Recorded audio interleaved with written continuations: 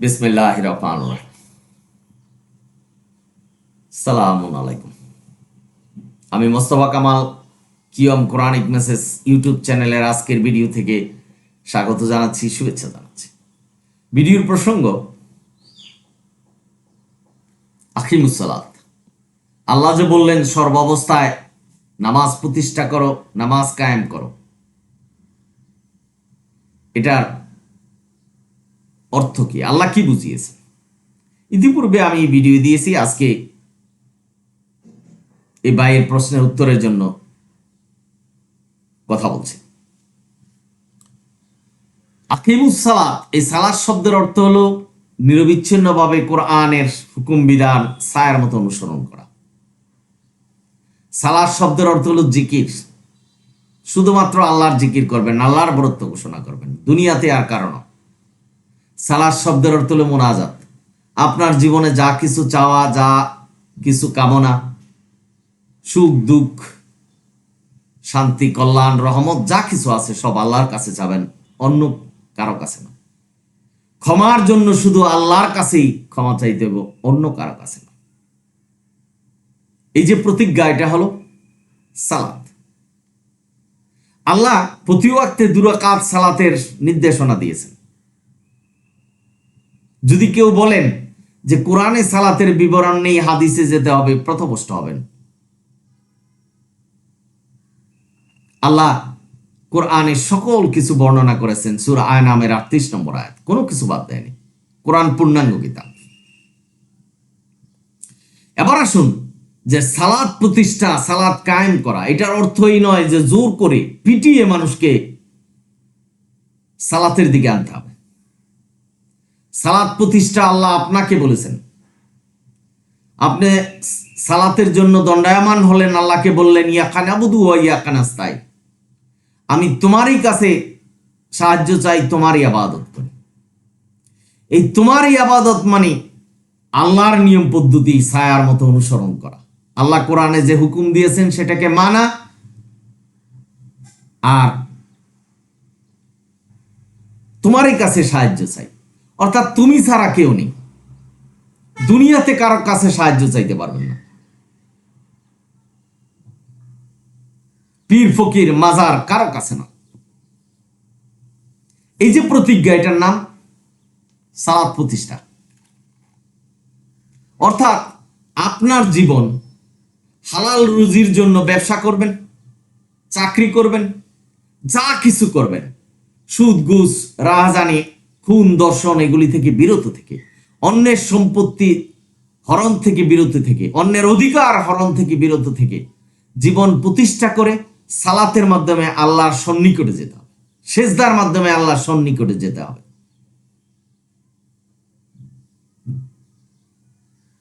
আর আপনি কিছু মুখস্থ বিদ্যে, কিছু আয়াত মুখস্থ করলেন, দৌড়ে গিয়ে ইমামের পিছনে নামাজ পড়লেন বা একাকী পড়লেন, কি বললেন কিছুই বুঝলেন না, সেটার নাম সালাত নয়।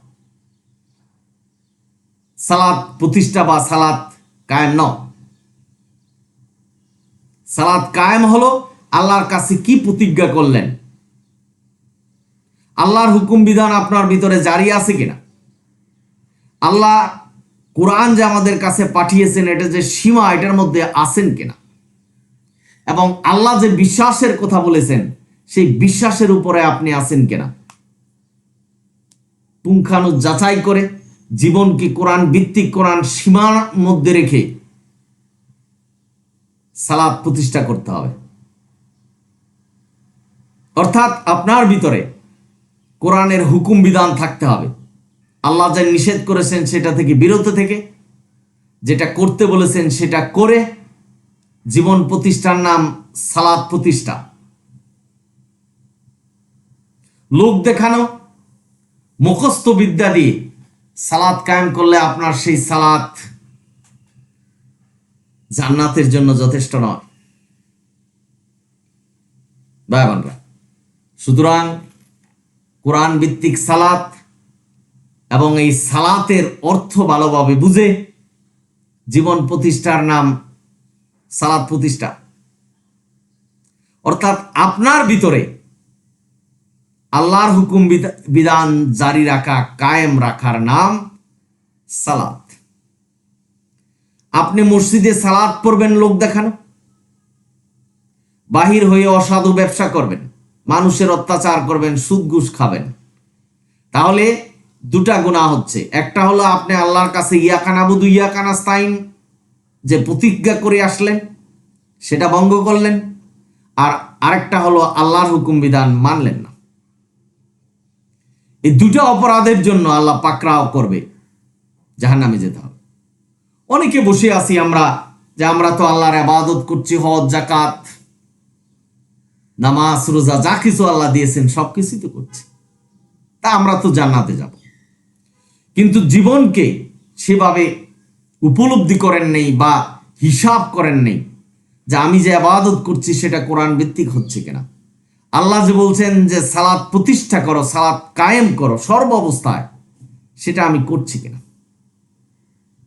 ধৈর্য ধরতে হবে, আল্লাহ যে হুকুম বিধান দিয়েছেন সেটার প্রতি কৃতজ্ঞ থাকতে হবে যে এটাই জান্নাতে যাওয়ার জন্য যথেষ্ট। দৌড়াদৌড়ি ছুটাছুটি নয়। কে বলছেন আমি জান্নাতে পাঠাবো? আল্লাহ ছাড়া কে বলছেন যে আমি জান্নাত তোমাদের দান করব, দিব? আল্লাহ ছাড়া কে বলছেন যে আমি হেদায়েত করে, আমি সাফায়েত করে জান্নাতে নিয়ে যাবে? এই ধরনের শব্দ উচ্চারণ করার ক্ষমতা কারণে সব কিছু আল্লাহ করবেন। এই বিশ্ব ব্রহ্মাণ্ডের মালিক আল্লাহ, উনি হুকুম দিবেন, আর হুকুম আমরা পালন করব, যার জন্য আমরা বান্দা, আর আল্লাহ হলো আমাদের সৃষ্টিকর্তা। আমরা এখানে পরীক্ষা দিচ্ছি, শুধু মনোযোগ হবে পরীক্ষা দেওয়ার, সিলেবাস কোরআন। সুতরাং এই কোরআনের প্রতি মনোযোগ, কোরআনের হুকুম বিধান মানার নাম সালাত। এক কথায় যেটা বলছিলাম, কোরআনের হুকুম বিধান নিরবিচ্ছিন্নভাবে অনুসরণের নাম সালাত। এর মধ্যে অঙ্গভঙ্গির মাধ্যমে প্রতি ওয়াক্তে যে দুরাকাত সালাতের কথা আল্লাহ বর্ণনা করেছেন, সেটা হলো এই আল্লাহর হুকুম বিধানের মধ্যে একটি, অর্থাৎ সেজদার মাধ্যমে আল্লাহর সন্নিকটে যাওয়া, আমার যা প্রয়োজন সেটাকে চাওয়া আল্লাহর কাছে, আল্লাহর শিখানো সেই দোয়া দুরূদ পাঠ করে আল্লাহর শিখানো পদ্ধতির মাধ্যমে সালাত কায়েম করার নাম আকিমুস সালাত। সালাত প্রতিষ্ঠা করা, সালাত কায়েম করা। আল্লাহ আমাদের প্রত্যেককে দায়িত্ব দিয়েছেন কোরআন থেকে অর্জন করার, কোরআন শিক্ষা করার, আমাদের তাই করতে হবে। তাই মানুষকে পিটিয়ে দোকান বন্ধ করে জোর করে সালাতে নেওয়ার কোনো নির্দেশনা আল্লাহ দেয়নি। আল্লাহ বলছেন হেদায়েতের মালিক আল্লাহ, কাকে হেদায়েত দিবেন কাকে দিবেন না সেটা আল্লাহ জানেন, কারণ আল্লাহ অন্তরের খবর জানে। আপনি পিটিয়ে তাকে সালাতে নিয়ে যাবেন, সে তো সালাত পড়বে না, তার অন্তর সালাতের অভিমুখী নয়, তার অন্তর আল্লাহ যে বিশ্বাসের কথা বলছেন সেই বিশ্বাসের মধ্যে নেই।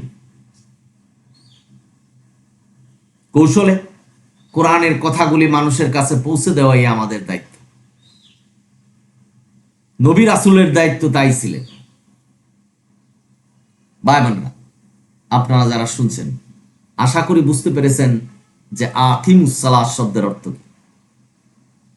অর্থাৎ আপনার ভিতরে আল্লাহর হুকুম বিধান, আল্লাহ যে আদেশ দিয়েছেন সেটা অনুসরণ, আল্লাহ যে নিষেধ করেছেন সেটা থেকে দূরে থাকার নাম সালাত প্রতিষ্ঠা, সালাত কায়েম করা। অর্থাৎ আপনার ভিতরে আল্লাহর প্রতিজ্ঞা যে সালাতের মধ্যে করছেন, ইয়াকা নাবুদু ইয়াকা নাস্তাইন, সেটা জারি রাখা। আশা করি বুঝতে পেরেছি। আমি আশা করব